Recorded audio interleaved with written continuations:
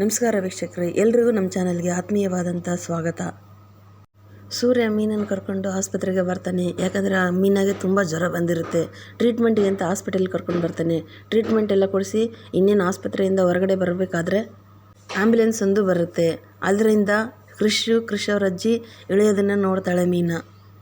ಕೃಷಿ ಅವ್ರ ಅಜ್ಜಿ ಹತ್ಕೊಂತ ಗಾಡಿಯಿಂದ ಕೆಳಗೆ ಇಳ್ತಿರ್ತಾರೆ.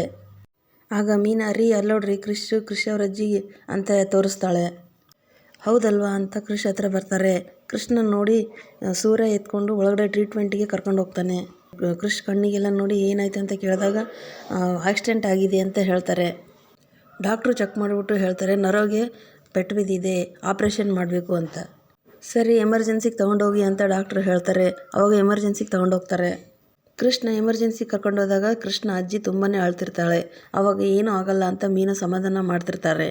ಆಗ ಸೂರ್ಯ ಕೇಳ್ತಾನೆ ಕೃಷಿಗೆ ಏನಾಯಿತು ಅಂತ, ಗಾಡಿ ಯಾವುದು ಅಂತ ಗೊತ್ತಾಯ್ತಾ ಅಂತ ಸೂರ್ಯ ಕೇಳ್ತಾನೆ ಕೃಷಿ ಅವ್ರ ಅಜ್ಜಿಗೆ. ಕೃಷಿ ಅವ್ರ ಅಜ್ಜಿ ಹತ್ಕೊಂತ ಮನಸ್ಸಿನಲ್ಲಿ ಅನ್ಕೊತಿರ್ತಾರೆ, ಕಲ್ಯಾಣಿಗೆ ಫೋನ್ ಮಾಡೋಣ ಅಂದರೆ ಇವರು ಇಲ್ಲೇ ಇದ್ದಾರೆ, ಏನು ಮಾಡ್ಬೇಕಂತ ಗೊತ್ತಾಗ್ತಿಲ್ಲ ಅಂತ ಮನಸ್ಸಲ್ಲೇ ಅನ್ಕೊಂಡು ಅಳ್ತಾ ಇರ್ತಾರೆ.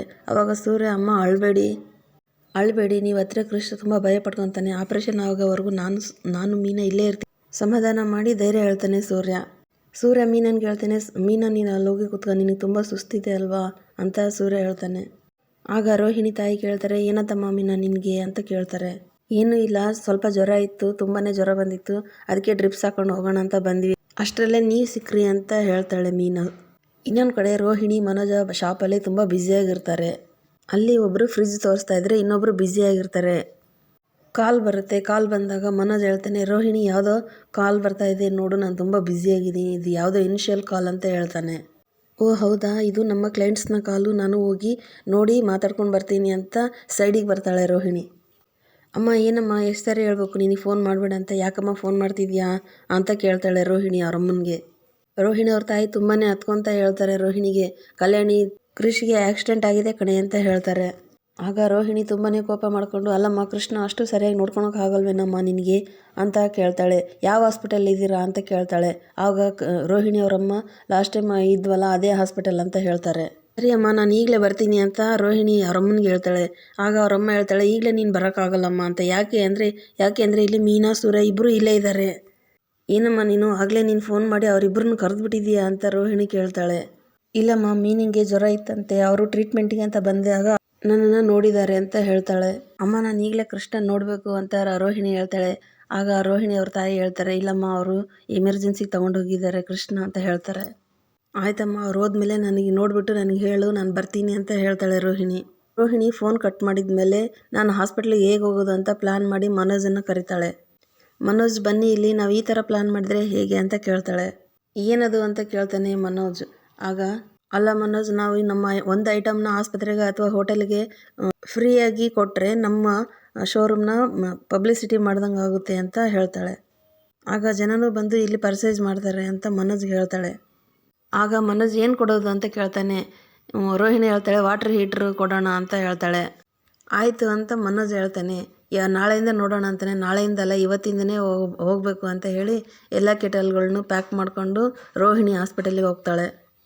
ಇನ್ನೊಂದು ಕಡೆ ಹಾಸ್ಪಿಟಲಲ್ಲಿ ಡಾಕ್ಟ್ರು ಆಚೆ ಬಂದುಬಿಟ್ಟು, ಮಗು ಸೇಫ್ ಆಗಿದೆ, ನೀವೇನು ಚಿಂತೆ ಮಾಡಬೇಡಿ ಅಂತ ಹೇಳ್ತಾರೆ.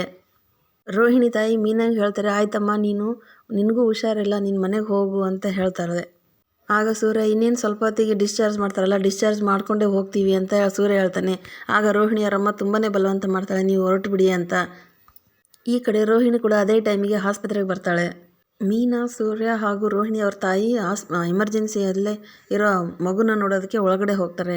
ರೋಹಿಣಿ ಬಂದು ಮ್ಯಾನೇಜರ್ ಎಲ್ಲಿದ್ದಾರೆ ಅಂತ ರಿಸೆಪ್ಷನ್ ಹತ್ರ ಕೇಳ್ತಾಳೆ. ಅಲ್ಲಿದ್ದಾರೆ ನೋಡಿ ಅಂತ ತೋರಿಸ್ತಾರೆ ರಿಸೆಪ್ಷನಿಸ್ಟ್. ಆವಾಗ ಸರ್ ನಮ್ಮದೊಂದು ಹೊಸ ಶಾಪ್ ಓಪನ್ ಆಗಿದೆ, ನಾನು ಎಲ್ರಿಗೂ ಫ್ರೀಯಾಗಿ ಕೆಟಲ್ ಕೊಡ್ತಿದ್ದೀನಿ ಅಂತ ರೋಹಿಣಿ ಹೇಳ್ತಾಳೆ.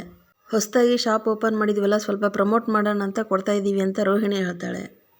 ಸರಿ ಆಯ್ತಮ್ಮ ಅಂತ ಹೇಳ್ತಾರೆ. ಆವಾಗ ICUಯಲ್ಲಿರೋ ಎಲ್ಲ ಮಕ್ಕಳಿಗೂ ನೋಡ್ತಾ ಬರ್ತಿರ್ತಾಳೆ ರೋಹಿಣಿ ಬರ್ತಾ ಇರಬೇಕಾದ್ರೆ ಆಪೋಸಿಟ್ ಡೋರಿಂದ ಮೀನಾ ಸೂರ್ಯ ನೋಡ್ತಾರೆ.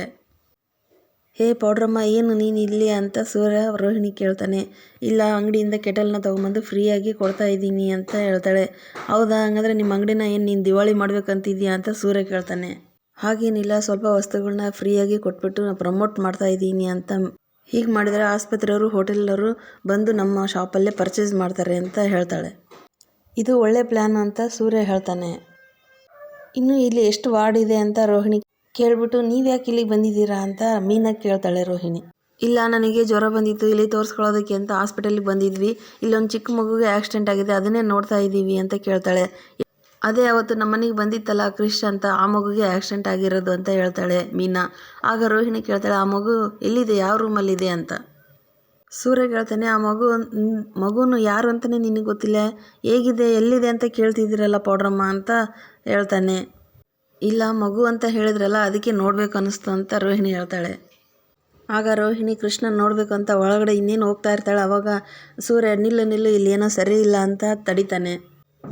ರೋಹಿಣಿ ಏನಾಯಿತು ಅಂತ ಸೂರ್ಯನ ಕೇಳ್ತಾಳೆ. ಆಗ ಸೂರ್ಯ ತನ್ನ ಹತ್ರ ಇರೋ ವಿಸಿಟಿಂಗ್ ಕಾರ್ಡ್ಗಳನ್ನ ಕೊಟ್ಟು ಎಲ್ರಿಗೂ ಈ ವಿಸಿಟಿಂಗ್ ಕಾರ್ಡ್ನ ಕೊಡು, ನಮ್ಮ ಕಾರ್ ಬಿಸ್ನೆಸ್ ಚೆನ್ನಾಗಾಗಲಿ ಅಂತ ಹೇಳ್ತಾನೆ. ಸರಿ ಆಯಿತು ಅಂತ ಕಾರ್ಡ್ ಇಸ್ಕೊಳ್ತಾಳೆ. ಆಗ ನೀವು ಇನ್ನೇನು ಹೊರಡಿ, ನೀವು ನಾನು ಕೆಲಸ ಮುಗಿಸ್ಕೊಂಡು ಹೊರಡ್ತೀನಿ ಅಂತ ರೋಹಿಣಿ ಹೇಳ್ತಾಳೆ. ಇಲ್ಲ ಪಾಪ, ಅವ್ರ ಹತ್ರ ಯಾರೂ ಇಲ್ಲ, ಅದಕ್ಕೆ ನಾವು ಇಲ್ಲೇ ಇರ್ತೀವಿ ಅಂತ ಹೇಳಿ ಸೂರ್ಯ ತಿಂಡಿ ತರೋದಕ್ಕೆ ಹೋಗ್ತಾನೆ. ರೋಹಿಣಿ ಒಳಗಡೆ ಹೋಗ್ಬಿಟ್ಟು ಕ್ರಿಶ್ ಎದ್ದೇಳೋನು, ಯಾಕೋ ಈಗ ಮಲಗಿದೆಯಾ, ಏನಾಗಿದೆ ನಿನಗೆ, ನಿನ್ನ ಕಣ್ಣು ನೋಡೋಕ್ಕಾಗ್ತಿಲ್ಲ ನನಗೆ ಅಂತ ನಿಮ್ಮತ್ತೆ ಬಂದಿದ್ದೀನಿ ನೋಡು ಅಂತ ಆಳ್ತಿರ್ತಾಳೆ. ರೋಹಿಣಿಯವ್ರ ತಾಯಿ ಏನೂ ಆಗಲ್ಲ ಸುಮ್ಮನಿರಮ್ಮ ಅಂತ ಹೇಳಿ ರೋಹಿಣಿಗೆ ಸಮಾಧಾನ ಮಾಡ್ತಿರ್ತಾರೆ. ಆಗ ರೋಹಿಣಿ, ಅಲ್ಲಮ್ಮ ಇವನಿಗೂ ನೀನು ಚೆನ್ನಾಗಿ ನೋಡ್ಕೊಳಕ್ಕಾಗಲ್ವೇನಮ್ಮ ಅಂತ ಕೇಳ್ತಿರ್ತಾಳೆ. ಏನಾಯ್ತು ಅಂತ ನನಗೂ ಗೊತ್ತಿಲ್ಲಮ್ಮ, ಕ್ರಿಶ್ ಹೊರಗಡೆ ಆಟ ಆಡ್ತಿದ್ದ, ಸಡನ್ನಾಗಿ ಆಕ್ಸಿಡೆಂಟ್ ಆಗೋಯ್ತು ಅಂತ ಹೇಳ್ತಾಳೆ ರೋಹಿಣಿಯವ್ರ ತಾಯಿ. ನನಗೆ ತುಂಬಾ ಭಯ ಆಗಿತ್ತು, ತುಂಬಾ ಟೆನ್ಷನ್ ಆಗಿತ್ತು ಅಂತ ರೋಹಿಣಿಯವ್ರಮ್ಮ ಹೇಳ್ತಾಳೆ. ಸರಿ ಅಮ್ಮ, ನಾನು ಮತ್ತೆ ಬರ್ತೀನಿ ಕ್ರಿಶಿಗೆ ಹುಷಾರಾದ್ಮೇಲೆ ಅಂತ ರೋಹಿಣಿ ಹೇಳ್ತಾಳೆ. ಹಾಗೆ ಹೇಳಿ ಹೊರಗಡೆ ಬರ್ತಾಳೆ. ಆವಾಗ ಮೀನಾ ಸೂರ್ಯ ಊಟ ತೊಗೊಂಡು ಬರ್ತಾರೆ ಅಲ್ಲಿಗೆ. ನಾನು ಹೊರಡ್ತೀನಿ ಅಂತ ಮೀನಾಗೆ ರೋಹಿಣಿ ಹೇಳ್ತಾಳೆ. ಆವಾಗ ನೀವಿನ್ನೂ ಹೋಗಲ್ವಾ ಅಂತಲೂ ಕೇಳ್ತಾಳೆ. ಇಲ್ಲ, ನಾನು ಡಿಸ್ಚಾರ್ಜ್ ಮಾಡಿಸ್ಬಿಟ್ಟು ಹೋಗ್ತೀನಿ ಅವ್ರ ಹತ್ರ ಯಾರೂ ಇಲ್ಲ ಅಂತ ಮೀನಾ ಹೇಳ್ತಾಳೆ. ಆಗ ಸೂರ್ಯ, ಅವ್ರ ಅತ್ತೆ ಇದ್ದಾರಂತಲ್ಲ, ಅವರಿಗೆ ದುಬೈನೇ ಇಂಪಾರ್ಟೆಂಟ್ ಆಯಿತಾ, ದುಡ್ಡೇ ಇಂಪಾರ್ಟೆಂಟ್ ಆಯಿತಾ, ನನ್ನ ಹತ್ರ ಇದ್ದಿದ್ರೆ ಓಡಿ ಸಾಯಿಸ್ಬಿಡ್ತಿದ್ದೆ ಅಂತ ಸೂರ್ಯ ಹೇಳ್ತಾನೆ.